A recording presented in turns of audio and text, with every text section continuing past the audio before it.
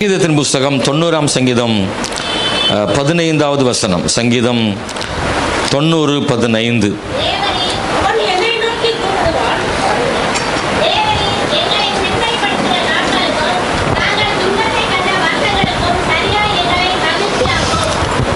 இந்த சங்கீதம் 90:15 நாம் வாசிக்க நாம் கேட்டோம். தேவரீர் எங்களை சிறுமைப்படுத்தின நாட்களுக்கும் நாங்கள் துன்பத்தை கண்ட வருஷங்களுக்கும் சரியாய் எங்களை மகிழ்ச்சியாக்கும். இது சங்கீதக்காரனுடைய ஒரு ஜபமாக இங்கே இருந்தாலும் அது வேத வசனத்திலே பரிசுத்த ஆவியின் மூலமாக எழுதப்பட்டதினாலே அது வாக்குத்தத்தமாக நாம் பெற்றுக்கொள்கிறோம். தேவனாகிய ஆண்டவர் துன்பத்தை கண்ட வருஷங்களுக்கும் சிறுமைப்படுத்தின நாட்களுக்கும் சரியாக எங்களை மகிழ்ச்சியாக்குகிற தேவன். நம்முடைய தேவன் கண்ணீரை களிப்பாக மாற்றும் தேவன். ஸ்தோத்திரம். கண்ணீரை களிப்பாக மாற்றும் தேவன். எல்லாரும் சேர்ந்து சொல்லுவோம், நம்முடைய தேவன் கண்ணீரை களிப்பாக மாற்றும் தேவன். அல்லேலூயா. சில சூழ்நிலைகள் நம்முடைய வாழ்வில் சோகத்தையும் கண்ணீரையும் ஏற்படுத்தலாம். ஆனால் தேவன் அவைகள் எல்லாம் சந்தோஷமாகவும் மகிழ்ச்சியாகவும் களிப்பாகவும் மாற்றுவதற்கு தேவனாலே முடியும். அப்படி செய்ய அவர் விரும்புகிறார். அப்படி செய்ய விரும்புகிறார் தேவன். ஸ்தோத்திரம்.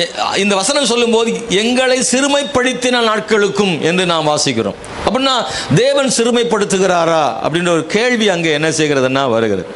சில நேரங்களில் தேவன் சிறுமைப்படுத்துகிறார் என்றால் அவர் நம்மை அழிப்பதற்கானதாக இல்லை, அவர் நம்மை உயர்த்துவதற்காகவே தான் அதை அனுமதிக்கிறார். ஒருவேளை எப்போதும் அப்படி அவர் செய்வதில்லை.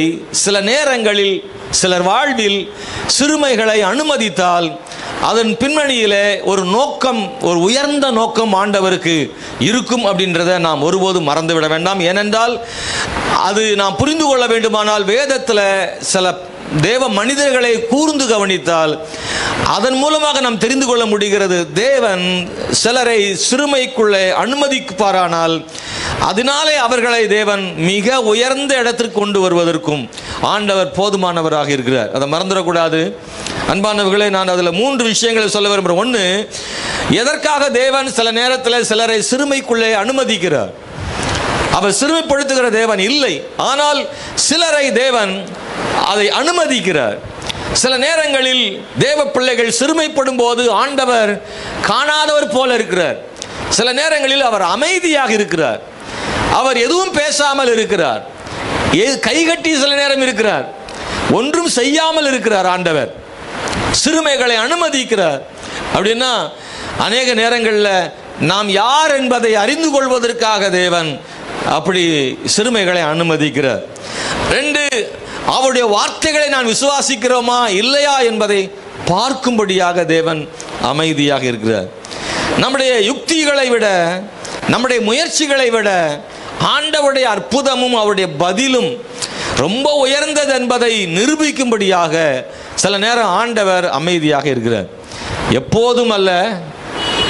அந்த வசனத்தில் வாசிக்கிறோம், துன்பத்தை கண்ட சிறுமைப்படுத்தின நாட்களுக்கும் துன்பத்தை கண்ட வருஷங்களுக்கும்னா அது எப்போதும் இல்லை, அது குறிப்பிட்ட கால அளவு சொல்லப்பட்டிருக்கு. அதுக்கு பதிலாக அப்படின்னா அது ஒரு குறிப்பிட்ட இடத்தோட முடிஞ்சிருது, குறிப்பிட்ட நாட்களோடு முடிஞ்சிருது.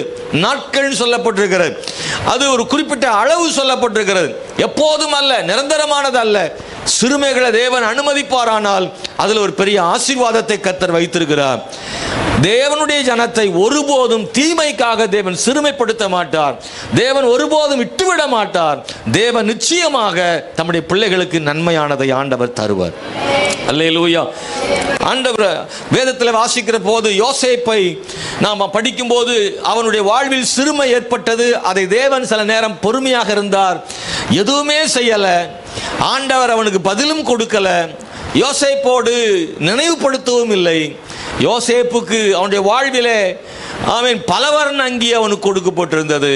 அந்நாட்களிலே பலவர்ண அங்கி என்பது மிகவும் நேசிக்கிற பிள்ளைகளுக்கு தகப்பனால் கொடுக்கப்படுகிற அந்த வஸ்திரம் அது அவன் செல்லப்பிள்ளையாக இருந்த அவனுக்கு இன்னொரு வஸ்திரம் கொடுக்கப்பட வேண்டிய சூழ்நிலை, சிறை வஸ்திரம் கொடுக்கப்பட்டது. அந்த வஸ்திரம் கிழிக்கப்பட்டது. தகப்பனிடத்தில் அவன் மரித்து போனான் என்பதை காண்பிப்பதற்காக பலவர்ண அங்கி சிதைக்கப்பட்டது. அவனுக்கு புதிய வஸ்திரமாகிய சிறையின் வஸ்திரம் கொடுக்கப்பட்டது. அந்த வஸ்திரம் கொஞ்ச காலம் அவனுக்கு இருந்தது. ஆனால் தேவன் அவனுக்கு மறுபடியும் ராஜ வஸ்திரம் உடுத்தி அவனை சிங்காசனத்தில் அமர வைத்த தேவன் யோசேப்பின் கண்ணீரை மாற்றி அவனுக்கு ஒரு கழிப்பை, ஆசீர்வாதத்தை கொடுத்த ஆண்டவரை பார்க்கிறோம். தாவீது அப்படி ஒரு பாத்திரம் தான். அவன் சிறுமைக்குள்ளே போன மனிதன். அவன் தாவீதின் சிறுமையை கர்த்தர் உயர்த்தி சிறுமைகளை மாற்றி அவனை சிங்காசனத்தில் கர்த்தர் அவனை உயர்த்தி வைத்ததை பார்க்கிறோம். பைபிளில் இன்னும் பலரையும் கூட பார்க்க முடியும். தேவ மனிதனுடைய வாழ்வில் சிறுமை வந்தது உண்டு. ஆனால் அந்த சிறுமைகளை தேவன் மாற்றி உயர்ந்த ஸ்தானத்துக்கு ஆண்டவர் கொண்டு வந்தார். சிறுமைகளை மாற்றினார், துயரங்களை மாற்றினார், கண்ணீரை மாற்றினார். யாருக்கு அப்படி கர்த்தர் செய்கிறார் என்றால், சிறுமைகள் மத்தியிலையும் கர்த்தரை விடாமல் பற்றி கொண்டிருக்கிறவர்களுக்கு சிறுமைகளை மாற்றி ஆசீர்வாதங்களை தருகிறார். இன்னைக்கு இந்த கால வேளையில நான் சிறுமைப்படுகிறேன் என்று நீங்கள் சொல்வீர்களானால், உங்களுக்கான செய்தியை இந்த கால வேளையில கர்த்தர் உங்களுக்கு கொடுக்கிறார். ஒருவேளை சிறுமையின் பாதையிலே போகிறீர்களா, துன்பத்தின் பாதையிலே போகிறீர்களா, கண்ணீரின் பாதையிலே போகிறீர்களா, தேவனாகிய ஆண்டவர் உங்கள் கண்ணீரையும் சிறுமையும் மாற்றி செழிப்பையும் கழிப்பையும் கொண்டு கொடுப்பதற்கு அவர் போதுமான தேவனாக இருக்கிறார். நான் அதற்கு என்ன செய்ய வேண்டும் என்றும் இந்த காலையில் பார்க்க போறோம். ஆண்டவர் என் சிறுமையை மாற்ற வேண்டுமானால் நான் என்ன செய்ய வேண்டும் என்று நாம் அறிந்து கொள்வதற்கு அன்னாளை பற்றி பைபிளில் படிக்க முடியும். அன்னாளுடைய வாழ்விலே ஒரு பெரிய சோகமான சூழ்நிலை தான். சிறுமை அவளுக்கு இருந்தது. அன்பான தேவனுடைய பிள்ளைகளே, சிறுமைகளை மாற்றுகிற தேவன், பைபிளில் சில வசனங்களை உங்களுக்கு சொல்ல விரும்புகிறேன். நம்முடைய தேவன் சிறுமைகளை மாற்றுகிற தேவன் என்பதை உங்களுக்கு நினைப்பூட்ட விரும்புகிறேன். ஏசாயா 61:1 படிக்கும் போது, சிறுமைப்பட்டவர்களுக்கு சுவிசேஷத்தை அறிவிக்க கர்த்தர் என்னை அபிஷேகம் பண்ணினார் என்று எழுதப்பட்டிருக்கிறது. சிறுமைப்பட்டவர்களுக்கு சுவிசேஷம் அப்படின்னா, சுவிசேஷம் நற்செய்தின்னு அர்த்தம். சிறுமைப்பட்டவர்களுக்கு நற்செய்தின்னு ஒன்று இருக்கு. ஆண்டவர் தாம் சுவிசேஷத்தை, நற்செய்தியை அங்க யாருக்கு கொடுக்கிறார்னா, சிறுமைப்பட்டவர்களுக்கு கொடுக்கிறார். சிலர் உங்களை சிறுமைப்படுத்துகிறார்களா, சிலர் உங்களை ஏளனமாய் நினைக்கிறார்களா, திரும்ப திரும்ப உங்களை பழி சொல்லுகிறார்களா, உங்களால் சுமக்க முடியாத சுமையா, இந்த சூழ்நிலைகளில் தேவனாகிய ஆண்டவர் ஒரு நற்செய்தியை கர்த்தர் வைத்திருக்கிறார். சகோதரா சகோதரி, உங்கள் வாழ்வில் ஒரு நற்செய்தி ஆண்டவர் தருவார். சிறுமைப்பட்டவர்களுக்கு சுவிசேஷத்தை கொடுக்கிற தேவன். சங்கீதம் 140:12 படிக்கும் போது, சிறுமையானவனின் வழக்கையும் எளியவர்களின் நியாயத்தையும் கர்த்தர் விசாரிப்பார் என்று அறிவேன்னு சங்கீதம் 140:12 வாசிக்கிறோம். 2 கொரிந்தியர் புஸ்தகம் 7:6 ஆகிலும் சிறுமைப்பட்டவர்களுக்கு ஆறுதல் செய்கிற தேவன் தீத்து வந்ததினாலே எங்களுக்கு ஆறுதல் செய்தார். பவுல் சொல்லும் போது கர்த்தர் எங்களுக்கு ஆறுதல் செய்தார்னு சொல்லணும். அவரு அப்படி சொல்றது போது ஆண்டவருக்கு ஒரு அடையாளத்தை கொடுக்கிறாரு. ஆமென், ஸ்தோத்திரம். சிறுமைப்பட்டவர்களுக்கு ஆறுதல் செய்கிற தேவன் எங்களுக்கு ஆறுதல் செய்தார். எங்களுக்கு ஆறுதல் செய்தார்னு விட்டுறல. எங்களுக்கு ஆறுதல் செய்கிற தேவன் யாருன்னா, சிறுமைப்பட்டவர்களுக்கு ஆறுதல் கொடுக்கிற தேவனாகிய கர்த்தர்னு சொல்றார். முந்தின வசனங்களை படித்து பார்க்கும்போது பயமும் திகிலும் இருந்தது, போராட்டங்கள் இருந்தது என்றெல்லாம் சொல்லுகிறார். ஆனாலும் தேவனாகிய கர்த்தர் சிறுமைப்பட்டவர்களுக்கு ஆறுதல் செய்கிற தேவன் எங்களுக்கு ஆறுதல் கொடுத்தார்னு பவுல் சொல்லார். எனக்கு இந்த காலவெளி தேவனுடைய பிள்ளைகளை, தேவனாகிய ஆண்டவருடைய வார்த்தைகளை விசுவாசிங்க. இந்த மாதத்தில் தேவன் சிறுமைப்பட்ட மக்களுக்கு ஆறுதலை தருகிறவரும் உயர்த்துகிறவருமாக இருக்கிறார். ஆமென். இந்த மாதம் சிறுமையிலிருந்து வெளியே வருகிற மாதமாக இருக்கட்டும். இந்த மாதம் சிறுமையினால் ஏற்பட்ட கண்ணீர் நிறுத்தப்பட்டு செழிப்பும் கழிப்பும் உண்டாகிற மாதமாக இந்த மாதம் இருக்கட்டும். அல்லேலூயா, ஸ்தோத்திரம். ஆண்டவர்கிட்ட அதை எதிர்பார்ப்போம். இந்த மாதத்தில் அவர்கிட்ட எதிர்பார்ப்போம். ஆண்டவரே, என் சிறுமை இந்த மாதத்தில் முடியட்டும் என்று எதிர்பார்க்கிறேன். என் சிறுமை இந்த மாதத்தில் முடியட்டும் என்று எதிர்பார்க்கிறேன். என் கண்ணீர் இந்த மாதத்தில் நிறுத்தப்பட்டு எதிர்பார்க்கிறேன். பல மாத கண்ணீர் ஆண்டவரே இந்த மாதம் நிறுத்தப்படுவதாக. என் கண்ணீர் செழிப்பாக மாறட்டும் ஆண்டவரே, அல்லது மகிழ்ச்சியாக அது மாறட்டும் ஆண்டவரேன்னு கர்த்தர்ட்ட கேட்போமாக. 1 சாமுவேல் புஸ்தகம் 1:11 நாம் எடுத்து படிக்க விரும்புகிறோம். 1 சாமுவேல் புஸ்தகம் 1:11 படிக்கலாம்.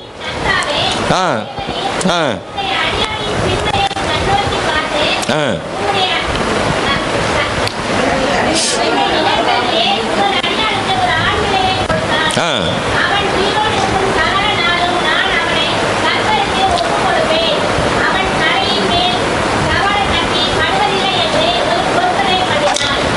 நாமம் மகிமைப்படுவதாக. சேனைகளின் கர்த்தாவே, தேவரீர் உம்முடைய அடியாளின் சிறுமையை கண்ணோக்கி பார்த்து. இதுதான் வார்த்தை. அன்னாளுக்கு என்ன சிறுமை? அவளே சொல்றா, நான் சிறுமையில் இருக்கிறேன், என் சிறுமையை சேனைகளின் கர்த்தாவே என் சிறுமையை கண்ணோக்கி பார்த்துன்னு அவ ஜெபிக்கிறா. அன்னாளுடைய வேதனைகளை எத்தனை பேரால் புரிந்து கொள்ள முடிகிறது? கூர்ந்து கவனித்தால் அன்னாளுடைய சிறுமை, அவளுடைய வேதனை ரொம்ப அதிகம். அவள் எந்த அளவுக்கு பாதிக்கப்பட்டாள், எந்த அளவுக்கு சிறுமைப்பட்டாள், எந்த அளவுக்கு அழுதாள், துயரமும் துக்கமும் அவளுக்கு எவ்வளவு அதிகம் என்பதை அவள் ஜெபத்தின் வாயிலாக நாம் பார்க்கிறோம். அவளுக்கு குழந்தை இல்லை, அது மட்டுமல்ல, அந்த குழந்தை இல்லை என்பதனால் அவளுக்கு ஏற்பட்ட மன உளைச்சல், பலருடைய வார்த்தைகள் அவளுக்கு இருதயத்தை குத்தினது, மிகுந்த துயரத்துக்குள்ளானாள். அவளுடைய வேதனை அதிகம். அன்பானவர்களே, நாம் வேதத்திலே நாம் படிக்கும்போது 3 விதங்களில் அவளுக்கு சிறுமை வந்தது. 3 இடங்களில் இருந்து அவளுக்கு சிறுமை வந்தது. அன்பானவர்களே, 3 பேரால அவளுக்கு சிறுமை, 3 விதமான சிறுமை அவளுக்கு ஏற்பட்டது. அந்த சிறுமையை குறித்து அவளே சொல்லுகிறாள். நான் என்ன விதங்களில் சிறுமைப்பட்டிருக்கிறேன் என்பதை அவளே சொல்லுகிறாள். இந்த சம்பவம் நம்ம எல்லாருக்கும் தெரிந்த ஒரு வேத பகுதி தான்.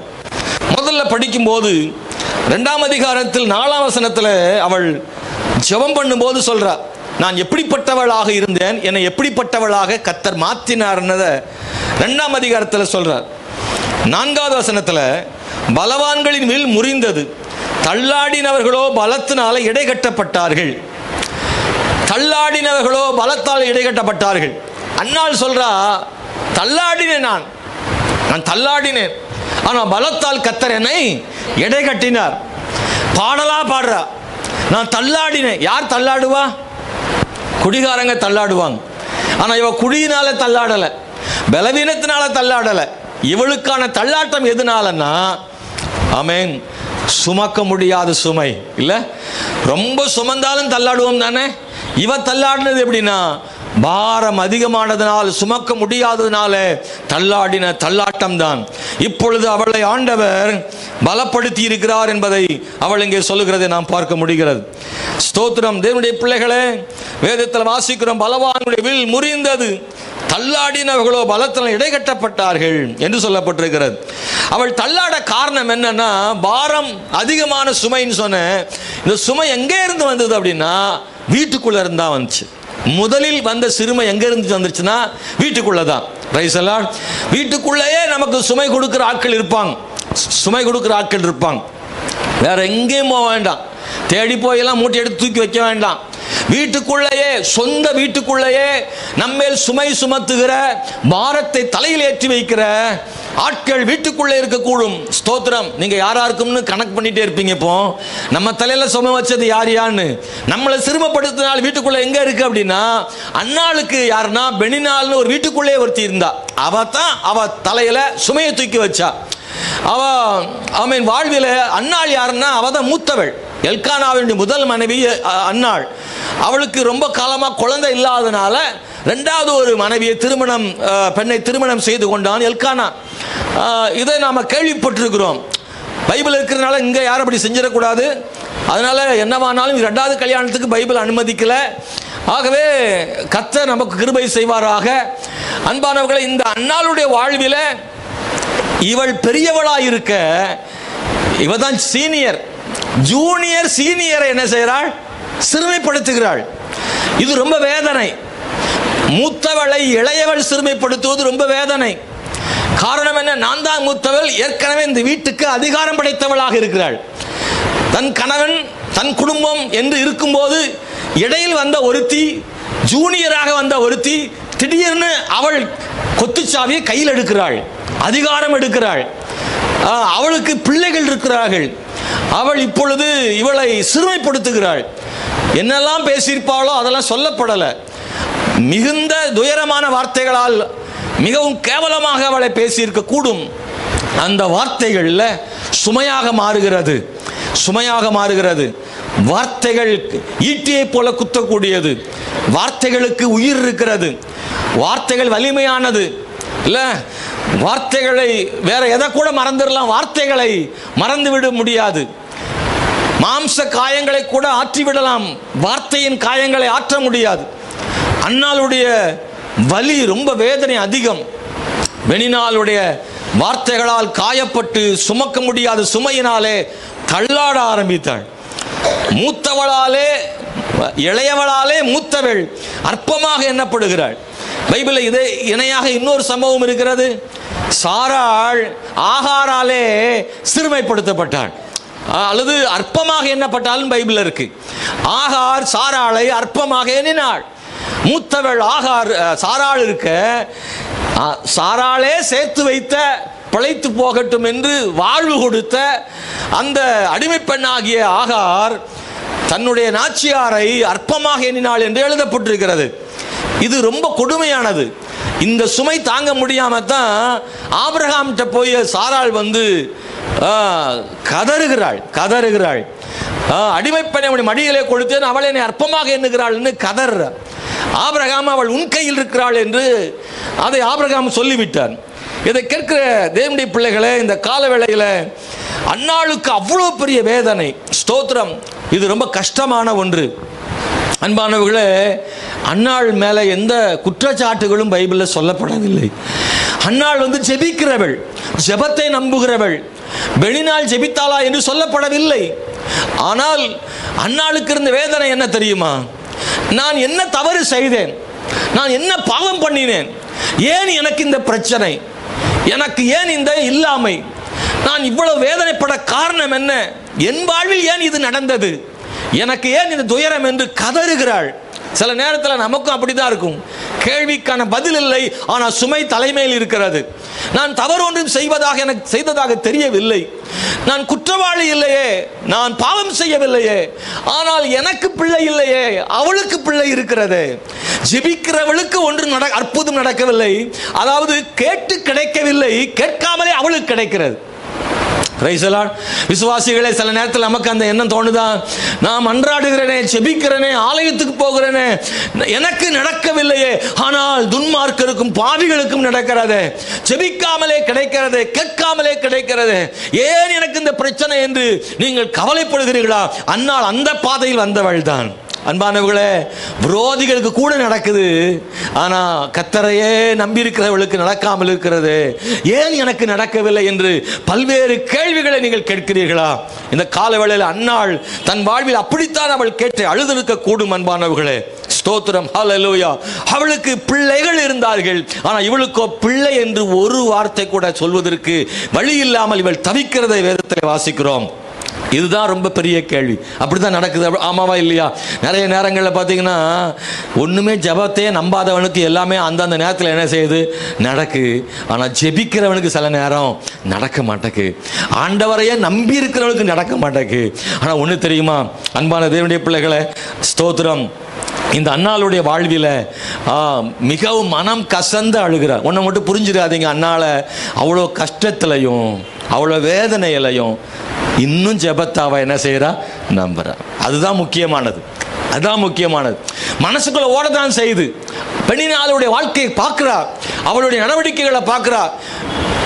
பெனின்னாள் வந்து சரியில்லை என்பது தெரிகிறது. ஏன்னா அவள் சரியானவளா இருந்தால் அன்னாள் என்ன செய்ய மாட்டாள்? வேதனைப்படுத்த மாட்டாள். ஆனால் அவள் சரியில்லைன்னு தெரியுது. சரியில்லாதவளுக்கு எல்லாம் நடக்கிறது, சரியானவளுக்கு நடக்கவில்லை. இதுதான் முரண்பாடு. இதுதான் ரொம்ப கவலையை உண்டு பண்ணும். இதுதான் வேதனையை உண்டு பண்ணும். நியாயமா இருந்தா சரி, நியாயம்தான் என்று போய்விடலாம். ஆனால் அநியாயமாக இருக்கிறதே, இதுதான் மனசுல ரொம்ப பாரத்தை உண்டு பண்ணுது. இதுதான் சுமையை உண்டு பண்ணுது. அன்னாள் வேதனைப்படுகிறாள். அன்பான தேவனுடைய பிள்ளைகளை, பைபிளில் அன்னாளுடைய வேதனையை சில வார்த்தைகளை சொல்லியிருக்கு. என்ன வார்த்தை தெரியுமா?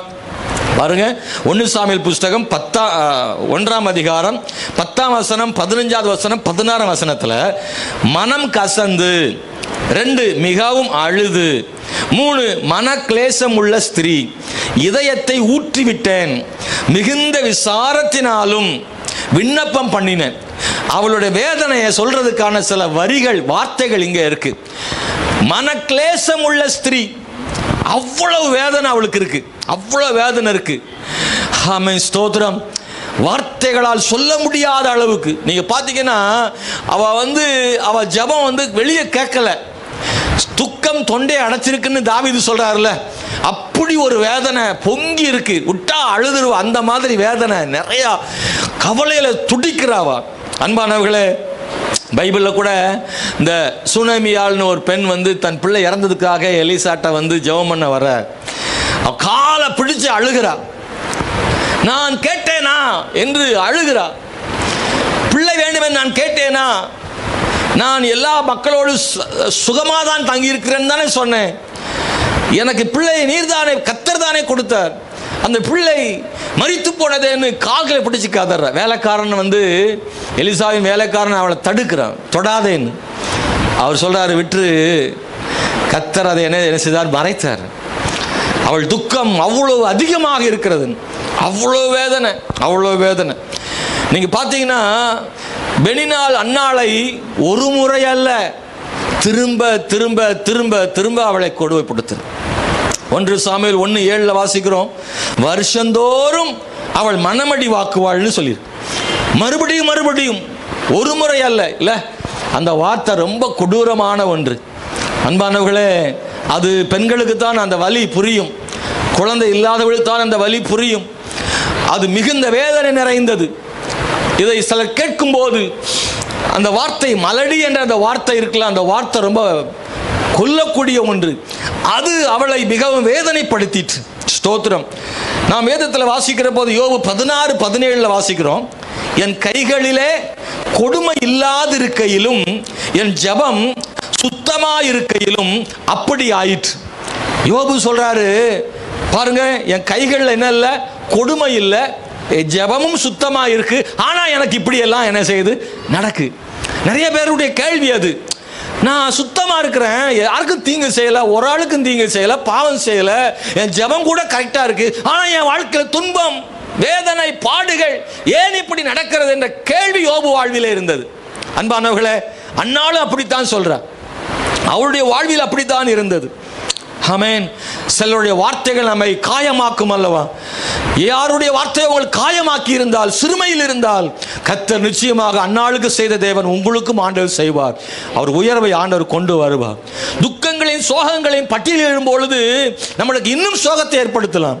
ஆனால் இவைகள் எல்லாம் எவ்வளவு அதிகமோ அவ்வளவு அதிகமாக ஒரு செழிப்பையும் சந்தோஷத்தையும் ஆண்டவர் தம்முடைய பிள்ளைகளுக்கு நிச்சயமாக தருவார். ஒரு அலையில சொல்றீங்களா? ஆமென், ஆமென். நான் சொல்லலாம், இந்த பட்டி மனம் கசந்து அழுது இது எத்தனை கூடுதோ அத்தனை என்ன கூடும்?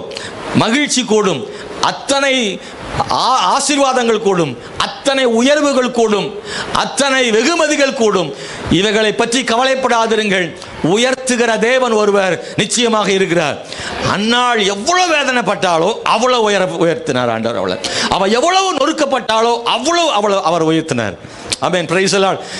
தேவன் அன்னாளுக்கு பதில் சொல்லாவிட்டாலும் அன்னாளை கர்த்தர் பார்த்து கொண்டிருக்கிறார். மறந்துடாதீங்க, அன்னாளுக்கு தேவன் பதில் சொல்லாவிட்டாலும் அவருடைய கண்கள் அன்னாளை பார்த்து கொண்டே இருக்கிறது. அதில் எந்த சந்தேகமே இல்லை. அன்பான தேவனுடைய பிள்ளைகளை, சுமக்க முடியாமல் இருதயம் கட்டப்பட்டிருக்கிறது, ஜெபிக்க முடியாமல் தொண்டை அடைக்கப்பட்டிருக்கிறது. ஆனாலும் ஜெபத்தின் மேல் நம்பிக்கை மட்டும் அவளுக்கு போய்விடவே இல்லை. ஹல்லேலூயா. அவன் இருதயம் அடைச்சிருச்சு, அவளுடைய தொண்டை அடைச்சிருச்சு, வார்த்தை வரல. ஏலி பார்க்கிறாரு, சத்தமோ வரவில்லை, அப்படிதான் பைபிள் இருக்கு, சத்தம் வரலையா, ஆனா ஜெபிக்கிறாள். அதான் துக்கத்தால் தொண்டை அடைக்கப்பட்ட நிலைமையில அன்பான தேவனுடைய பிள்ளைகளை, அவள் ஜெபத்தின் மேல் நம்பிக்கை என்ன செய்யல போல. இவ்வளவு சிரமப்பட்டாலும், இவ்வளவு பெண்ணினால் அவளை துயரப்படுத்தினாலும் அவளுக்கு ஜெபம் பண்ணணும்னு என்ன வந்துச்சு பார்த்தீங்களா? அப்ப இன்னும் ஜெபத்தை நம்புறா இல்ல. தோல்வியில் ஜெபத்தை நம்புவது ரொம்ப முக்கியமானது, கவனிக்கணும். ஹல்லேலூயா. ஒரு முறை அல்ல, திரும்ப திரும்ப திரும்ப திரும்ப அடிமேல் அடி வரும்பொழுதும் ஒரு தேவனுடைய பிள்ளை அவர் சமூகத்தில் உட்கார்ந்து இருக்கிறாங்கன்னா அவங்க ஜெபத்தை நம்புறாங்கன்னு அர்த்தம். அவங்கள கர்த்தர் நிச்சயம் உயர்த்துவார். எவ்வளவுதான் நீங்க சோர்ந்து போனாலும், எவ்வளவுதான் அவமானங்கள் வந்தாலும், எவ்வளவுதான் சிறுமை வந்தாலும், திரும்ப திரும்ப எவ்வளவுதான் உங்களை நொறுக்கினாலும், இன்னும் நான் தேவ சமூகத்தில் முழங்கால் இடுகிறேன் என்றால் என் ஜெபத்தின் மேல் நான் நம்புகிறேன், அவர்களை தேவன் கட்டாயம் உயர்த்துவார். ரெண்டு கை தட்டி கர்த்தரை ஸ்தோத்திரம் பண்ணுங்க. ஆண்டவர் நிச்சயமாக உயர்த்துகிற தேவனா இருக்கிறார். பிரைஸ் அல்லேலூயா. அன்னாளுடைய வாழ்வில ஆண்டவர் என்ன செய்தார் தெரியுமா? அவருடைய வாழ்வின் கண்ணீரை கழிப்பாக தேவன் மாற்றினார். ஸ்தோத்திரம். 1 சாமுவேல் புஸ்தகம் 2ஆம் அதிகாரம் 1ஆம் வசனத்தை நீங்க படிக்கும்போது சொல்லப்பட்டிருக்கிறது, அப்பொழுது அன்னாள் ஜெபம் பண்ணி, என் இருதயம் கர்த்தருக்குள் களி கூறுகிறது, என் கொம்பு கர்த்தருக்குள் உயர்ந்திருக்கிறது, என் பகைஞரின் மேல் என் வாய் திறந்திருக்கிறது, உம்முடைய ரட்சிப்பினாலே சந்தோஷப்படுகிறேன்னு சொல்ற பாருங்க. அதுல 2 விஷயத்தை நான் சொல்றேன். ஒன்னு என் இருதயம், இன்னொரு என் வாய். அந்த 2 தான் பாதிக்கப்பட்டுச்சு அவளுக்கு. இருதயம் அடைக்கப்பட்டுருச்சு, வாயும் அடைக்கப்பட்டுருச்சு. பேச முடியல. அப்படித்தானே? சில இடத்துல நம்மளால பேசவே முடியாது. ஏன்னா அவங்க ராஜ்யம், அவங்க ஓங்கி நிற்கிறாங்க, அவங்களுக்கு பிள்ளை இருக்கு, எனக்கு இல்லை. அவ பேசுறா, எதிர்த்து பேச முடியல. பல நேரங்களில் அவங்க பேசும்போது நம்ம ஒண்ணுமே பேச முடியாது, அமைதியா இருப்போம். ஒண்ணு கண்ணில் மட்டும் கண்ணீர் மட்டும் என்ன செய்யும் வரும். ஓங்கி பேச தெம்பு இல்லை, தைரியம் இல்லை. ஏன்னா என் சூழ்நிலை அப்படி இருக்கு, நான் கஷ்டப்படுறேன், எனக்கு கண்ணீர், என் வாழ்க்கையில் இப்படி நொறுங்கி போயிருக்கிறேன், என் சூழ்நிலை அப்படி இருக்கு, நான் என்னத்தை பேச அப்படின்ற நிலைமையில அப்படியே மௌனமாகி கண்ணீர் மட்டும் விட்டு ஒடுங்கி போய் நிற்கிற சூழ்நிலை தான் இந்த அன்னாள் இருந்தான். இருதயமும் இல்லை. இப்போ அவ சொல்றா, என் இருதயம் கர்த்தருக்குள் களி கூறுகிறது. எந்த இருதயம் பாதிக்கப்பட்டுச்சோ அந்த இருதயத்தை ஆண்டவர் ஆமென் ஹல்லேலூயா களிப்பாக ஆண்டவர் மாற்றினார், களி கூறும்படி செய்தார். கையை உயர்த்தி ஆமென் பிரைஸ் தி லார்ட் செய்வாரா உங்களுக்கு? ஏங்க நீங்க உங்க உற்சாகத்தை பார்த்தா பத்தலைங்க, உங்க உற்சாகம் பத்தலை. ஹல்லேலூயா செய்வார் ஆண்டவர். ஆமென். இருதயம் அடைக்கப்பட்ட அன்னாளுடைய இருதயத்தை களிப்பாக ஆண்டவர் மாற்றினார். பெண்ணினால் பேசும்போது பேச முடியாமல் இருந்த அன்னாளுடைய வாயிலிருந்து இப்ப என்ன வருது அப்படின்னா, என் வாய் திறந்து இருக்கிறதுன்னா இப்ப பேச பார்க்கலாம். பெண்ணினாள் இப்ப யார் அமைதியாயிட்டா? பெண்ணினாளுக்கு இப்ப வாய் பேச முடியாது. அப்படி ஆண்டவர் அன்னாளின் வாயை திறக்க பண்ணினார். ஒரு மகளே, தேவ பிள்ளையே, சகோதரனே, சகோதரியே, வாய் அடைக்கப்பட்டிருந்ததா? இந்த மாசத்துல உன் வாய் திறக்கும்படியாக தேவன் உனக்கு செய்ய வல்லமையுள்ள தேவனா இருக்கிறார். விசுவாசத்தை ஆண்டவர் செய்வார். ஆண்டவர் செய்வார். நம்ம ஆண்டவரால முடியும், நம்ம ஆண்டவரால முடியும். குறிப்பிட்ட காலம் வாய் பேச முடியாம மௌனமாக இருந்த உன் வாய் திறக்கும்படி ஆண்டவர் செய்வார். ஹல்லேலூயா. 2வது நான் சொல்ல விரும்புகிற அன்பானவர்களே, வருஷந்தோறும் மனமடி வாக்குவாளாம். ஒவ்வொரு அந்த மணிநாள் அன்னாளை மனமடி வாக்குவாள், மனமடி வாக்குவா. ஆண்டவர் எப்படி மாத்திட்டார் தெரியுமா? 12வது வசனம் ஆமென் 1:12 சொல்லியிருக்கு. Praise the Lord. அவள் கர்த்தருடைய சந்நிதியில் வெகு நேரம் ஜெபம் பண்ணுகிறதை கண்டு. Praise the Lord. ஹல்லேலூயா ஸ்தோத்திரம். பாருங்க 1:7 சொல்லியிருக்கு. 2:19 வாசிக்கிறேன். 2:19 ஆமென். அவனுடைய தாய் வருஷந்தோறும் செலுத்தும் பலியை செலுத்துவதற்காக தன் புருஷனோடு கூட வருகிற போதெல்லாம் அவனுக்கு ஒரு சின்ன சட்டையை தைத்து கொண்டு வருவாள். அவளுடைய சிறுமையும் என்ன சொல்லியிருக்குன்னா, வருஷந்தோறும் மனமடி வாக்குவாள். வருஷந்தோறும் மனமாடி வாக்கப்பட்ட அன்னாள் இப்போது வருஷந்தோறும் என்ன செய்யறான்னா, பையனை பார்க்கிறா, சின்ன சட்டையை தைக்கிறா. எந்த இடத்துல ஒவ்வொரு முறையும் அவமானப்பட்டாலோ மனமடிவாக்கப்பட்டாலோ அதே இடத்துல இப்போ என்ன மாறிடுச்சு அப்படின்னா, பிள்ளைய பார்க்குறா, சட்டையை தச்சு கொடுக்குறா, பிள்ளை வளர்ந்துருக்கிறான், சந்தோஷமா இருக்கிறான், தேவ சமூகத்தில் வளர்றான், அவன் ஆசீர்வாதமாக இருக்கிறான். அவன் ஸ்தோத்திரம். ஏலியின் பிள்ளைகள் எல்லாம் பாவம் செஞ்சு இருக்கிற போது தன் பிள்ளை தேவனால் தொடப்படுகிறான், தேவ சத்தம் கேட்கிறான், ஆண்டவருக்காக நிற்கிறான், அதை பார்க்கிறா. மனமாடி வாக்கப்பட்ட இடத்துல இப்ப கலிகூறுதலை கர்த்தர் கொடுத்திருக்கிறார். ஹல்லேலூயா. தேவன் அப்படி மாற்றுவார். வருஷந்தோறும் என்ன நடந்துச்சோ அதே வருஷந்தோறும் தான் இப்ப நடக்கு. அங்கே துயரமும் மனமடிவும் இப்போது களிப்பும் சந்தோஷமும். அல்லேலூயா. அன்பான சகோதரனே, சகோதரியே, தேவன் கண்ணீரை கழிப்பாக மாற்றுகிற தேவன். 2வது அவளுக்கு வந்த சிறுமை எங்கிருந்து வந்துச்சு தெரியுமா? 2வது சிறுமை அன்பானவர்களே, அவளே சொல்றா 5வது வசனத்துல, 2ஆம் அதிகாரம் 5ஆம் வசனத்துல, திருப்தியா இருந்தவர்கள் அப்பத்துக்காக கூலி வேலை செய்கிறார்கள், பசியா இருந்தவர்களோ இனி பசியாயிரார்கள்.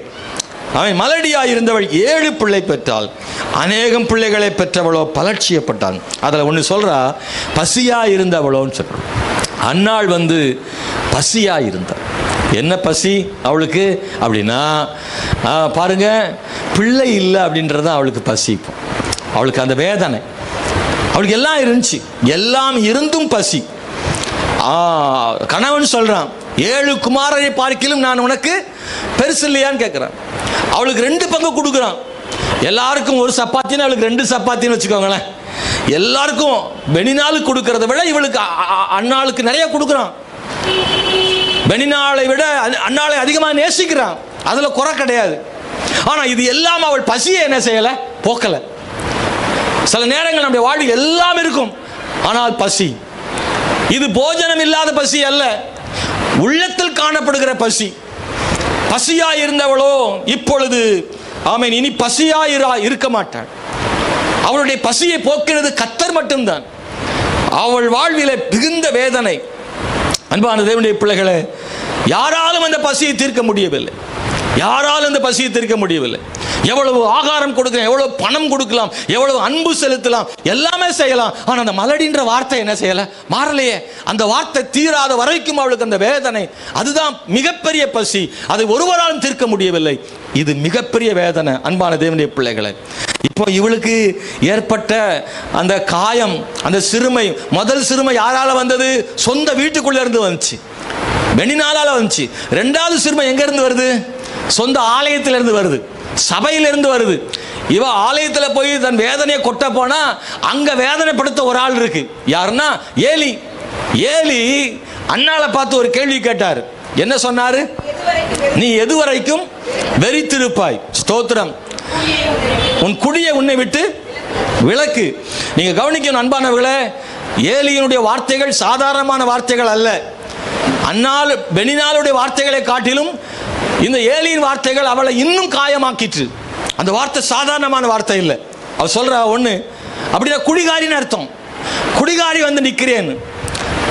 அவ தன் வேதனையை கொட்டதுக்கு தான் இங்க வந்திருக்க. ஆலயத்துல தன் வேதனையை கொட்ட வந்திருக்கா. தன் துன்பத்தையும் துயரங்களையும் கர்த்தர் சமூகத்தில் வச்சு ஒரு ஆறுதல கர்த்தர் தருவாரான்னு கர்த்தரை நம்பி வந்திருக்கிறார். ஆனா அங்க ஜெபம் பண்ணும் போது ஏலி, அவள் பார்வை மங்களா இருந்தாலும் கூட அவள் சரியாய் கணிக்க முடியவில்லை. புரிந்து கொள்ளாமல் சொன்ன வார்த்தைகள். இந்த உலகம் சில நேரத்தில் புரிந்து கொள்ளாமல் நம்ம சில வார்த்தைகள் சொல்லும் போது அது நம்மளால தாங்க முடியும். இவங்களுமா என்ன புரிஞ்சுக்கல அப்படின்னு வரும். இவங்களுமா என்ன புரிஞ்சுக்கல. புரிந்து கொள்ளாமல் சொல்லப்பட்ட வார்த்தைகள் பின்னாடி புரிஞ்சுக்கலாம். ஆனா இப்ப புரிஞ்சுக்கிட்டாம பேசுற வார்த்தை உங்களுக்கு கஷ்டமா இருக்கும். நீங்க நன்மைக்காக செய்தவைகளை அவர்கள் தவறாக புரிந்து கொண்டு உங்களுக்கு ஒரு பட்ட பெயர் வைப்பார்கள். குடிகாரி என்ற பெயர் ஒருவரை வரலாம். மதுபானத்தால் நிறைந்திருக்கிறாய் என்று சொல்லலாம். அந்த வார்த்தை ரொம்ப கடினமானது.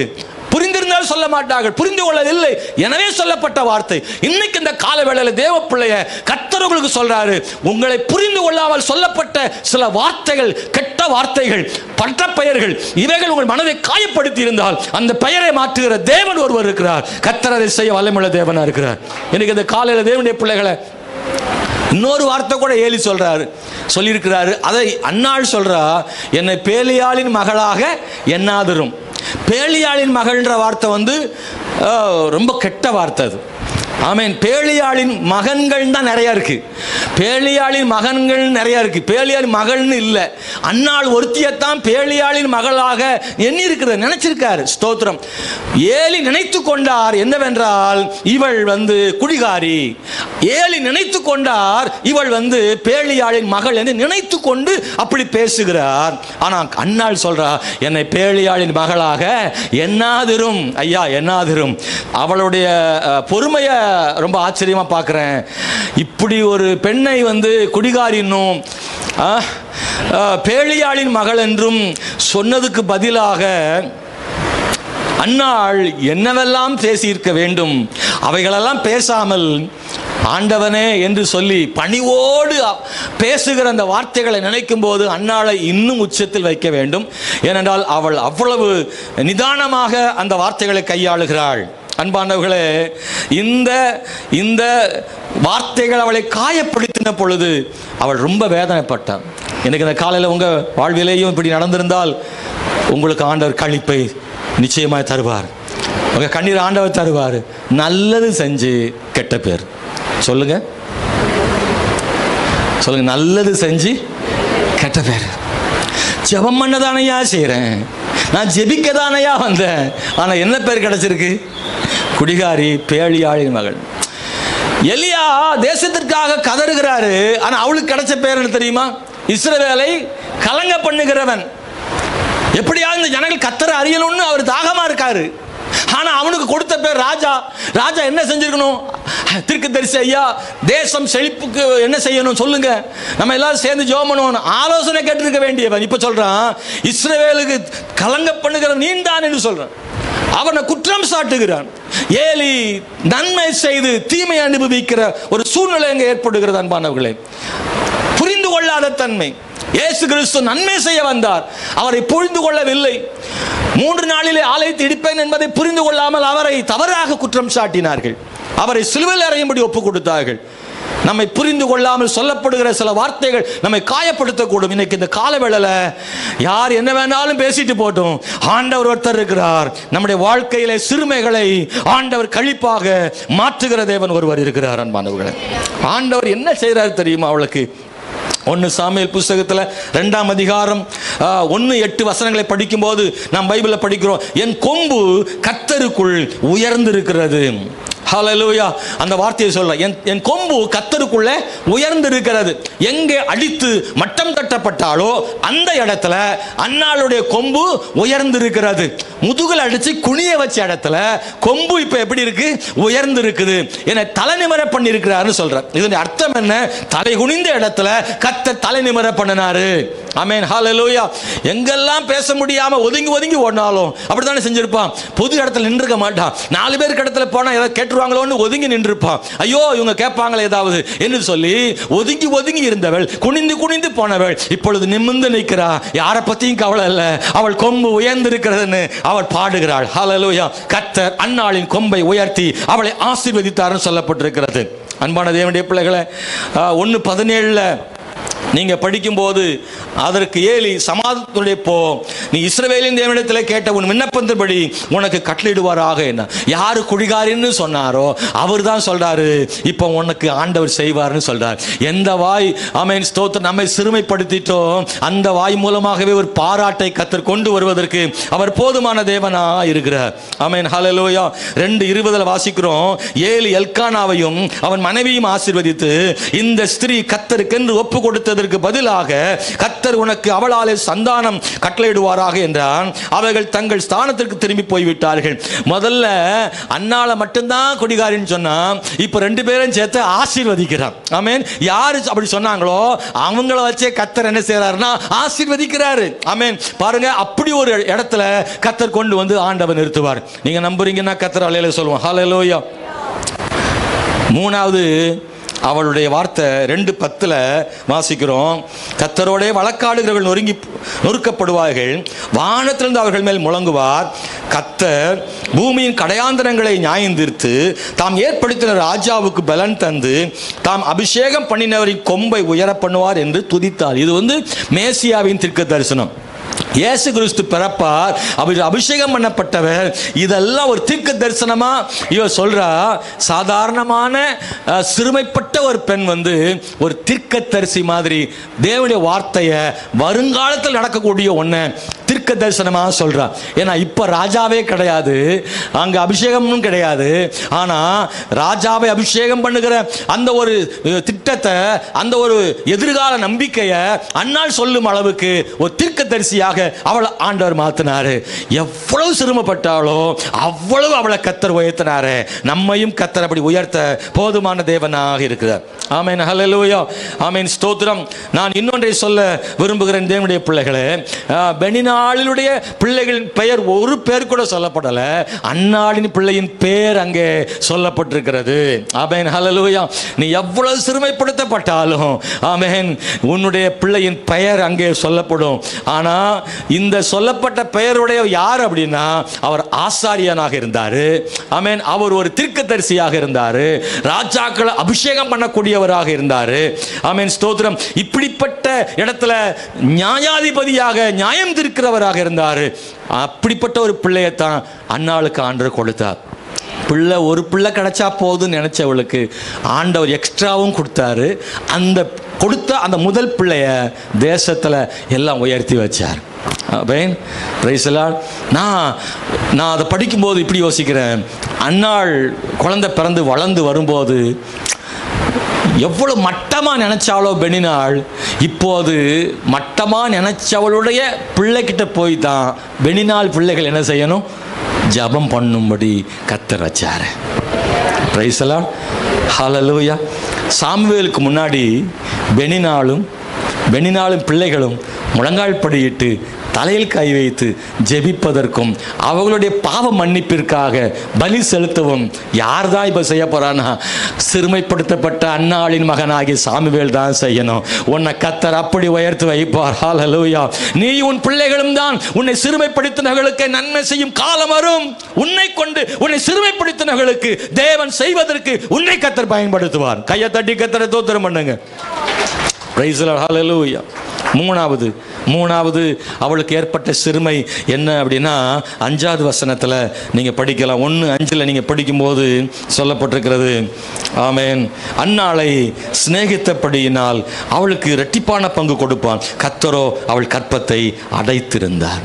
3வது எங்கேருந்து வந்திருக்கு சிறுமை அப்படின்னா, அன்பானவர்களே, பெனினால் சிறுமைப்படுத்தினா கூட தாங்கிக்கலாம், ஏலி சிறுமைப்படுத்தினா கூட தாங்கிக்கலாம், கர்த்தரே சிறுமைப்படுத்தினா எப்படிங்க தாங்கிறது? மனுஷர் சிறுமைப்படுத்தினா கூட பரவாயில்ல, கர்த்தரே சிறுமைப்படுத்தினா நான் எப்படி தாங்க முடியும்? எனக்கு செய்ய வேண்டியது அவர் தானே. அவரே எனக்கு செய்யவில்லை என்றால், அவரே என்னை சிறுமைப்படுத்தினால், அவரே என்னை கைவிட்டால் எனக்கு யார் கை தூக்க முடியும்? யார் என்னை உயர்த்த முடியும்? அதுதான் அன்னாளுடைய கேள்வி. 3வது சிறுமை கர்த்தரிலிருந்து அவளுக்கு வருது. பைபிள் அப்படிதான் சொல்லி, கர்த்தர் அவள் கற்பத்தை அடைத்திருந்தாராம். அவரே அடைச்ச பிறகு யார் திறக்க முடியும்? அவரே கதவை அடைச்சிட்டா யார் திறக்க முடியும்? அவரே ஆசீர்வாதத்தை பூட்டிட்டாருன்னா யாரை ஆசீர்வதிக்க முடியும்? அவளுடைய வேதனை எல்லாம் அப்படிப்பட்டது. அவள் மனசுக்குள்ள அப்படி ஓடி, எனக்கு அப்படி செய்வார் ஆண்டவர், ஏன் ஆண்டவர் எனக்கு அப்படி செய்தார்? நீங்கள் எத்தனை பேர் கேட்டீங்களோ தெரில, ஏன் ஆண்டவர் எனக்கு இப்படி செய்தீர்? இந்த வார்த்தை ரொம்ப கடினமான வார்த்தை. அநேக நேரங்களில் புரியலை. நான் ஏற்கனவே சொன்னேன், ஜெபிக்காதவனுக்கு நடக்கு, ஜெபிக்கிற எனக்கு நடக்கலை. ஏன் எனக்கு மட்டும் இந்த சூழ்நிலை வந்திருக்கு? நான் கர்த்தரை நம்புகிறேன் தானே. கடைசியில் ஒன்றும் இல்லை, எனக்கு ஒன்றுமே புரியலை. இது ஏன் நடக்குன்னு எனக்கு ஒன்றுமே புரியலை. ஆனால் கர்த்தரை நான் என்ன செய்கிறேன், நம்புகிறேன். அன்பானவர்களே, ஆண்டவரே சிறுமைப்படுத்தினா, நான் ஏற்கனவே சொன்ன குறிப்பிட்ட காலம்தான் அனுமதிக்கிறார். அதற்கு பிறகு இரட்டிப்பான நன்மைகளை ஆண்டவர் தருகிறார். ஸ்தோத்திரம். அன்பானவர்களே, நம்மை கொண்டு ஏதோ ஒன்றை செய்வதற்காக தேவன் நம்மில் ஏதோ நமக்காக ஒன்றை செய்கிறதுக்காக சில நேரம் சிறுமை அனுமதிக்கலாம். நமக்குள்ளே ஏதாவது ஒன்று செய்கிறதுக்காக தேவன் சிறுமைகளை அனுமதிக்கலாம். அநேகருடைய கேள்விகளுக்கு பதில் சொல்கிறதுக்காக நம்ம சிறுமை அனுமதிக்கலாம். இல்லை, நல்லா கவனிங்க. சில நம்ம சிறுமை வழியாக போயிருப்போம். அப்படி போனதுனால தான் இன்னும் சிறுமைப்பட்டவர்களுக்கு நம்ம சொல்லுவோம், நான் இப்படி தான் ஏன் வந்தேன், ஆனால் தேவன் என்னை ஆசீர்வதித்தார். அவமானங்களின் பாதையில் நான் வந்தது உண்டு, அதனால் இன்னைக்கு தேவன் என்னை ஆசீர்வதிச்சிருக்கிறாருன்னு சிறுமைப்படுகிற, அவமானப்படுகிற, வேதனைப்படுகிற எத்தனையோ பேருக்கு சொல்றதுக்கு கர்த்தர் உங்களை வச்சிருக்கார். இப்போ அந்த கடினமான பாதையில் போறீங்களே, நீங்க வெளியே வந்துடுவீங்க, உயர்ந்துருவீங்க. உங்களை மாதிரி வரக்கூடிய 10 பேருக்கு நீங்க சொல்ல வைப்பார் ஆண்டவர். அதுக்கு தான் ஒன்ன அந்த பாதையில் கர்த்தர் கொண்டு போறார். சில நேரங்களில் பிரைஸ் தி லார்ட்.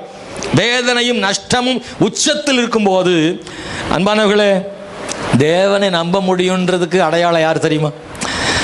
வேதனையும் நஷ்டமும் உச்சத்தில் இருக்கும்போது அப்பவும் கர்த்தரை நம்ப முடியுன்றதுக்கு அடையாளம் யார் தெரியுமா? உதாரணம் யோபு.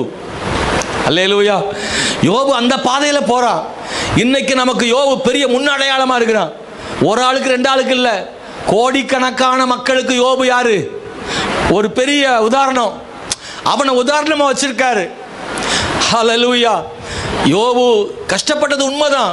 ஆனா இன்னைக்கு எத்தனை பேருக்கு யோபு ஒரு பெரிய அடையாளமா இருக்கிறாரு. இந்த யோபு எத்தனை பேருக்கு இந்த யோபு உற்சாகம் கொடுக்கிற ஒரு ஆளா இருக்கார் தெரியுமா? அப்படி மாத்திரைக்கு தான் அவ்வளவு கஷ்டப்பட்டார் யோபு.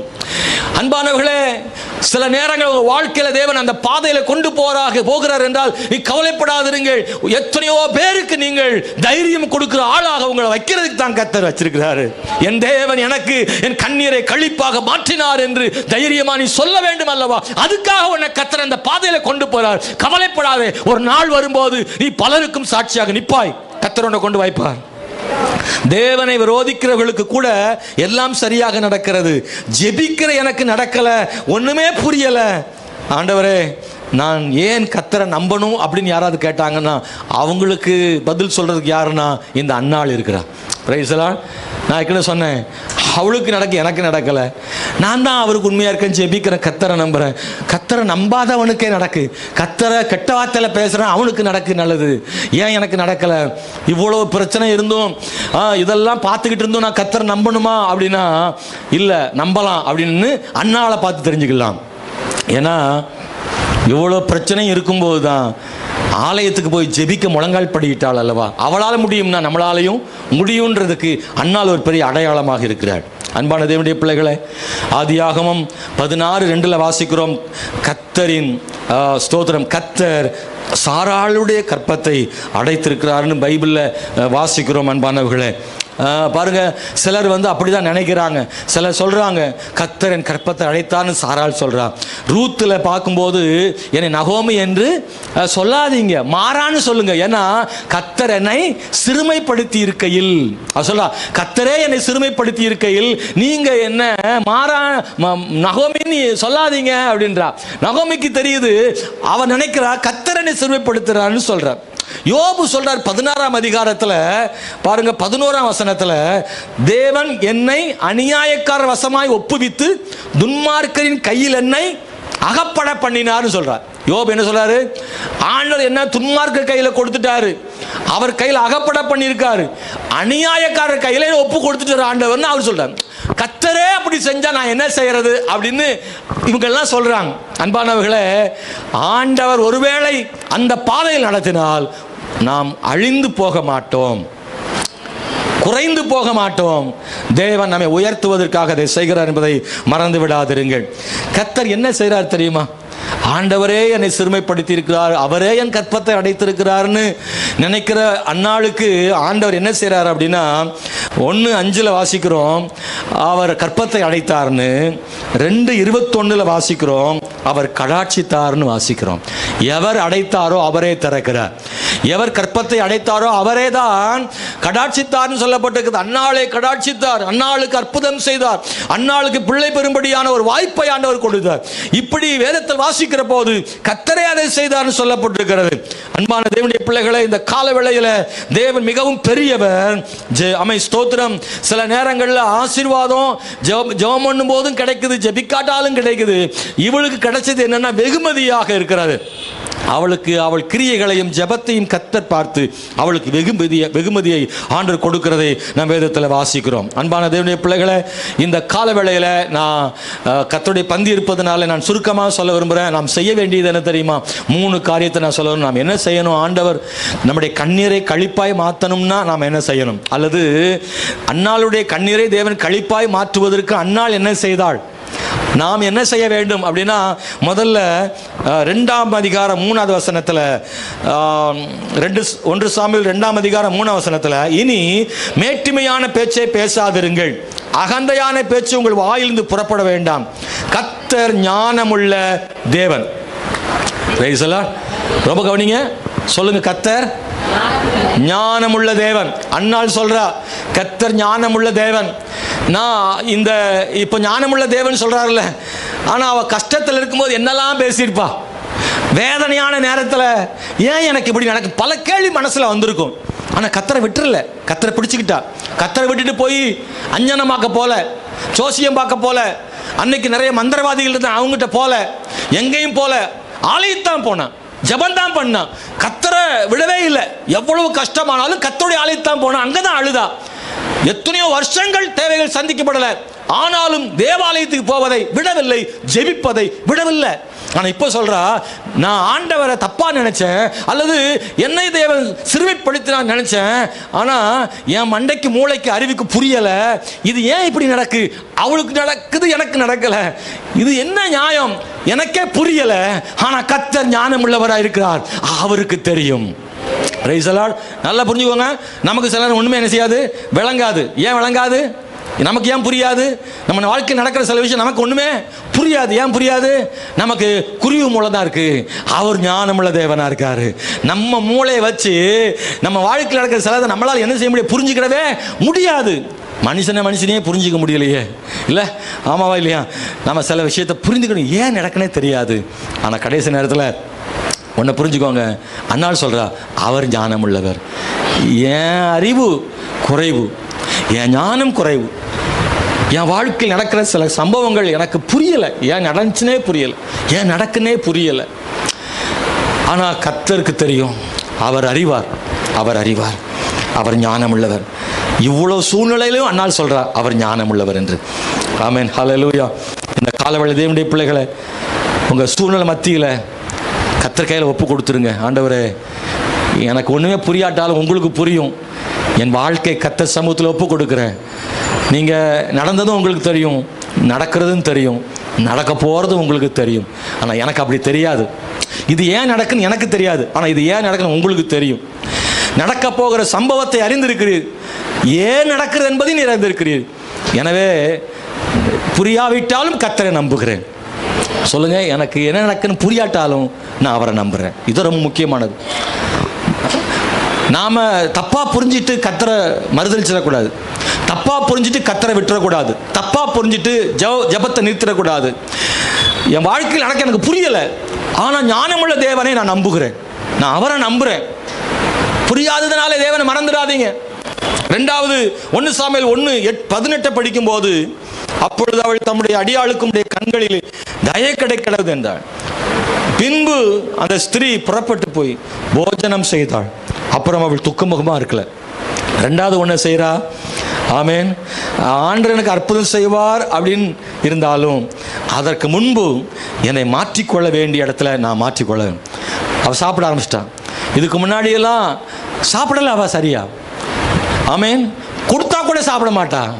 இப்போ அவளே போய் சாப்பிட்றா. நல்லா புரியுதா? 2 பங்கு கொடுப்பான் எல்கானா, சாப்பிட முடியாது, சாப்பிட்ற மனசு இல்லை. ஆனால் இப்போ அவளே போஜனம் பண்ணுகிறாள், துக்கமுகமாக இருக்கவில்லை. இன்னும் அற்புதமும் நடக்கலை. சாமுவேல் வந்ததுனால சாப்பிட்டாளா? இல்லை, சாமுவேல் வருவான்ற நம்பிக்கையில் சாப்பிட்ற. அற்புதமே நடக்கலை. உங்கள் வாழ்க்கையில் நீங்கள் கர்த்தர் உங்களுக்கு ஒரு அற்புதம் செய்யும் வரைக்கும் நீங்கள் சோகமாக இருக்க வேண்டியதில்லை. கர்த்தர் செய்வார் நம்பிக்கையில் உங்களை நீங்களே மாற்றிக்கொள்ளுங்கள். கர்த்தர் மாற்றுகிற நாள் வரும். அவரே ஒரு நாள் உங்கள் துக்கத்தை மாற்றுவார். ஆனால் அதுக்கு முன்னாடி நீங்கள் உங்கள் துக்கத்தை மாற்றுங்க, உங்களை மாற்றிக்கொள்ளுங்க. தேவன் சிலதை மாற்றுவார், சிலதை நாம் தான் மாற்றிக்கொள்ள வேண்டும். அவர் மாற்றும் வரை காத்திருப்பேன் என்று சொல்லாதிருங்கள். அவர் மாற்றுவதை நான் மாற்றிவிட முடியாது. ஆனால் நான் மாற்ற வேண்டியதை நான் தான் மாற்ற வேண்டும். நல்லா புரிஞ்சுக்கோங்க. அவர் மாற்ற வேண்டியதை நாம் செய்ய முடியாது, அவர் தான் செய்யணும். ஆனால் நான் மாற்ற வேண்டியதுன்னு ஒன்று இருக்குல்ல, அதை நான் தான் செய்யணும், அவர் செய்ய மாட்டார். லாஸ்டரை உயிரோடு எழுப்புவர் அவர் தான். ஆனால் கல்லை புரட்டுறது நம்ம தான். அதை அவர் தான் செய்வார், இதை நம்ம தான் செய்யணும். அவர் கல்லை புரட்ட மாட்டார், நாம் புரட்டணும். நாம் செய்ய வேண்டியது செய்ய வேண்டும். தேவ பிள்ளைகளே, நீங்கள் செய்ய வேண்டியதை நீங்கள் செய்யாத வரை ஆண்டவர் கிரியை செய்ய முடியாது. நல்லா நீங்க புரிஞ்சுக்கணும். நாம செய்யறதை நாம செய்யாத வரைக்கும் அவர் செய்ய போறதில்லை. நல்ல கவனிங்க, நாம செய்யறத செய்யணும். சாப்பிட ஆரம்பிச்சிட்டா. இது வரைக்கும் ஒரு சோறு உள்ள இறங்காது. ஆனால் இப்போ ஆண்டவர் இருக்காரு நம்பிக்கையில் அவ ஜெபம் பண்ணிட்டு சாப்பிட ஆரம்பிக்கிறா. துக்க முகத்தை மாத்திட்டான். மூணாவது செய்ய வேண்டியது, அன்பானவர்களே, 22ஆம் வசனம் 1:22 படிக்கிறோம். அன்னாள் கூட போகவில்லை. அவள் பிள்ளை பால் மறந்த பின்பு அவள் கர்த்தரின் சந்நிதியிலே காணப்படவும் அங்கே எப்பொழுதும் இருக்கவும் நான் அவனை கொண்டு போய் விடுவேன் என்று தன் புருஷனிடத்தில் சொன்னாள். மூணாவது பொருத்தனைய நிறைவேற்றினான். இதுதான் முக்கியமானது. அன்பானவர்களே, கடைசியாக இந்த வரிகளை சொல்லி ஜெபிக்க விரும்புகிறேன். அன்னாள் வாழ்வில் கண்ணீர் கழிப்பாய் மாறினதுக்கு காரணம் என்ன தெரியுமா? பொருத்தனைகளை நிறைவேற்றுவதில் உண்மையாக இருந்தாள். அவளுக்கு இது ரொம்ப கஷ்டமான இடம். கேட்கிறது ஈஸி, பெற்றுக்கொள்றது ஈஸி. ஆனால் பெற்றுக்கொண்டதை கொடுக்கிறது ரொம்ப கஷ்டம் இல்லை? ஆசையாக வளர்த்த அந்த சாமுவேலை கொண்டு போய் ஆலயத்தில் விட்டுட்டு வரணுமே. அவள் விட்டதுனால அவளுக்கு இன்னொரு 5 சேர்த்து கொடுத்தாரு. சாமுவேலை சேர்த்து 6. நீ கர்த்தருக்கு கொடுக்கறதுனால நீ இழந்து போறதில்லை, நீ கர்த்தருக்கு கொடுக்கறதுனால தாழ்ந்து போறதில்லை. ஆண்டவருக்கு செலுத்துகிற ஒவ்வொன்றுக்கும் பதிலாக பல மடங்கு தேவன் தருவார் என்பதற்கு இந்த அன்னாள் ரொம்ப அடையாளமாக இருக்கிறாள். ஆனால் அதுக்கு என்ன வேணும்னு தியாகம் வேணும், அதுக்கு மனசு வேணும். ஆமென், அல்லேலூயா. எல்லாருக்கும் அந்த மனசு கிடையாது. ஸ்தோத்திரம். கொடுக்கிற மனசு எல்லாத்துக்கும் இல்லை. அன்பானவர்களே, 100 கொடுத்து பெரிதாக நினைக்கிற ஆள் இருக்கு, 10 ரூபாய் கொடுத்து பெருசா நினைக்கிற ஆள் இருக்கு, 1000 கொடுத்து சைலண்டா போற ஆள் இருக்கு. சிலருக்கு 1000 சாதாரணமா கர்த்தருக்கு பெருசு நினைக்கிறது இல்லை, ஆனால் சிலருக்கு சின்னதையே ரொம்ப அதிகமாக கொடுத்தது போல நினைப்பார்கள். நான் உங்களுக்கு சொல்றேன், தியாகம் இல்லாமல் கர்த்தருக்கு கொடுக்க முடியாது. அன்பான தேவனுடைய பிள்ளைகளே, ஸ்தோத்திரம், மனசு வரணும். ஆமே, நீங்களாம் நல்லா கர்த்தருக்கு கொடுக்கிற ஆட்கள். கர்த்தர் உங்களுக்கு அந்த மனசை ஆண்டவர் கொடுத்திருக்கிறார். அதற்காக தேவனுக்கு ஸ்தோத்திரம் உண்டாவதாக. நம்முடைய வாழ்வில கர்த்தருக்கு பொருத்தனை செய்தால் அதை நிறைவேற்ற தவறி விடாதிருங்கள். நிறைய பொருத்தனைகள் இருக்கா? பணத்தை மட்டும் நான் சொல்லலை, பணம் சார்ந்து இல்லாமல் இன்னும் எத்தனையோ பொருத்தனைகளை செஞ்சுருக்கீங்களா? உபவாசம் பண்ணுறது சம்மந்தமா, பரிசுத்தமாக வாழ்கிறது சம்மந்தமா, ஊழியம் செய்கிறது சம்மந்தமா, ஆத்ம ஆதாயம் செய்கிறது சம்மந்தமா, ஆலயம் சம்பந்தமாக நீங்கள் என்னென்ன பொருத்தனைகளை செய்கிறீங்க? வருஷத்தின் முதல் தொடக்கத்தில் செய்கிற பொருத்தனைகள், ஜெபிக்கும் போது செய்கிற பொருத்தனைகள், தேவ சமூகத்தில் செய்கிற உடன்படிக்கைகள், இது எல்லாத்தையும் நீங்கள் நினச்சி எங்கேயாவது ஒரு பொருத்தனை நிறைவேற்றாமல் விட்டுருக்கணுமா? சொல்லி செய்யலையா? அதை இன்னைக்கு செய்ய ஆரம்பிங்க. அப்படி செய்கிற பொழுது தேவனாகிய கர்த்தர் தொடர்ந்து ஆசீர்வாதங்களை ஆண்டவர் தருவார். ஆமென், ஸ்தோத்திரம். செய்து பொருத்தனை செய்து செய்யாமல் விட்டு விடாதிருங்கள், அது நமக்கு ஆசீர்வாதமாக இருக்காது. இந்த 3ஐயும் அன்னாள் செய்தபடியால் அவள் கண்ணீரை கர்த்தர் களிப்பாக மாற்றினார். நம்ம எல்லாரும் ஜெபம் பண்ண போகிறோம். இயேசுவின் நாமத்தினால எழுந்து நின்று கர்த்தர் சமூகத்தில் ஒப்பு கொடுத்து, ஆண்டவரே, அன்னாளை போல தான் என் வாழ்க்கையிலையும் என் கண்ணீர் களிப்பாய் மாற வேண்டும் ஆண்டவரே. இயேசுவின் நாமத்தினால ஜெபத்தோடு இந்த கால வேளையில் தேவ சமூகத்தில் உண்மையாக ஜெபம் பண்ணுங்க. சில நிமிடம் மட்டும் கர்த்தர்ட்ட உண்மையாக ஜெபம் பண்ணும். ஹல்லேலூயா. சகோதரனே, சகோதரியே, கண்களை மூடி பயபக்தியோடு ஒரு முக்கியமான இடத்துக்கு வந்திருக்கிறோம். கர்த்தர்ட்ட உங்க கண்ணீரை ஊற்றி விடுங்க. தேவ சமூகத்தில் கண்ணீரை ஊற்றி விடுங்க. 3 விதங்கள் அவளுக்கு சிறுமை வந்தது. 1, வீட்டுக்குள்ளே இருந்தே சிறுமை, பெண்ணினால் மூலமான அந்த சிறுமை, அந்த சுமை அவளுக்கு வந்தது. 2, யார் ஊக்கப்படுத்த வேண்டுமோ அவரே அவளை வேதனைப்படுத்திய அனுபவங்கள். ஆமென், ஸ்தோத்திரம். ஆமென், ஹல்லேலூயா. புரிந்து கொள்ளாமல் ஏற்பட்ட சிறுமை. உங்க வாழ்க்கையில உங்களுடைய எஜமான்கள், வேலை செய்யும் இடத்துல உங்களை ஊக்கப்படுத்த வேண்டியவர்கள், சொந்த பந்தங்கள்ல ஊக்கப்படுத்த வேண்டியவர்கள், அக்கம் பக்கத்தில் ஊக்கப்படுத்த வேண்டியவர்கள், பொறுப்பாளர்கள், தலைவர்கள், உங்களுக்கு அரணாய் இருக்க வேண்டியவர்கள், ஆதரவாய் இருக்க வேண்டியவர்கள் உங்களை சிறுமைப்படுத்தி உண்டானால், ஆமென், ஹல்லேலூயா, தேவ சமூகத்தில் ஒப்பு கொடுத்து ஜெபம் பண்ணுங்க. ஆண்டவரே, நான் நல்லதுதான்ப்பா செய்ய நினைச்சையா, நான் நல்லதுதான் செஞ்சிருக்கேன், இப்பவும் நல்லதுதான் செய்ய நினைக்கிறேன், ஆனா எனக்கு அது தீமையாய் மாறி வருகிறது. நான் யாருக்கு நன்மை செய்தேனோ அவர்களே என்னை தீமை